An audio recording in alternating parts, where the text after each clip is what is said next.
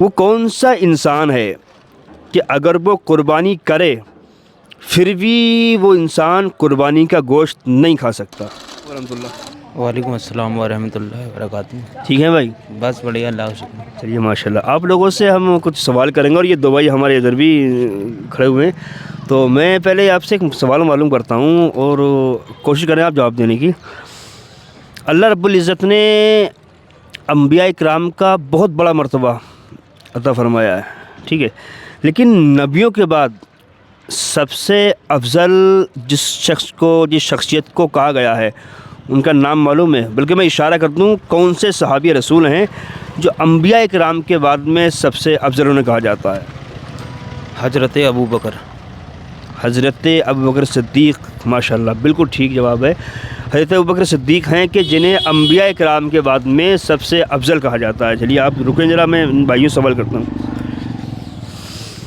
بھائی، ہم اور آپ نماز پڑھنے کے لیے یا قرآن پڑھنے کے لیے یا ویسے ہی وضو کرتے ہیں، تو وضو کرنے سے پہلے اگر ہم بسم اللہ شریف پڑھتے ہیں تو بسم اللہ شریف پڑھنا کیا ہے؟ سنت ہے، واجب ہے، مستحب ہے یا فرض ہے؟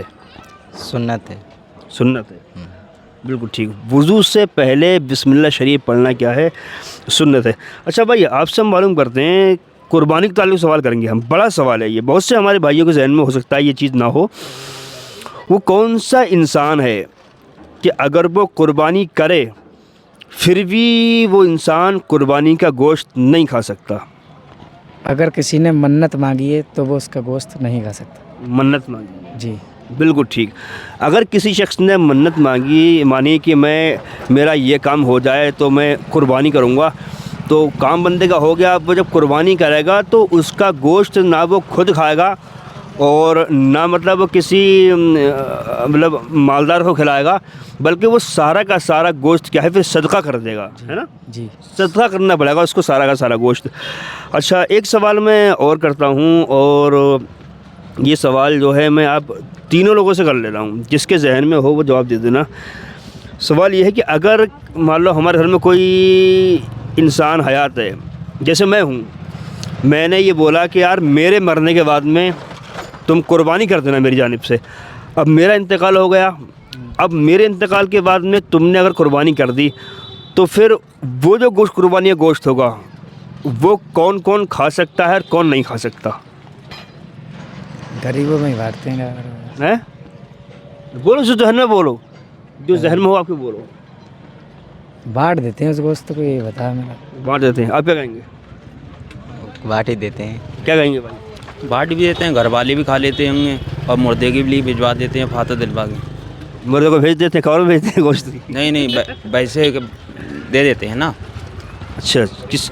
ہاں، غریب مسلموں کو دے دیتے ہیں۔ دیکھیے، آپ کا جواب بھی ٹھیک ہے، لیکن بس یہی ہے کہ اگر ہم میت کی جانب سے قربانی کریں گے تو اس گوشت کو ہم خود نہیں کھا سکتے، وہ جو ہے ہمیں بانٹنے چاہیے، صدقہ کرنا چاہیے، ہے نا؟ صدقہ بانٹنے کو ہی بولتے ہیں، وہ کیا ہم صدقہ کر دیں، نہ مطلب کسی امیر کو کھلائیں نہ ہم خود کھائیں، بلکہ وہ صدقہ کر دیں غریبوں میں، جی، ہے نا؟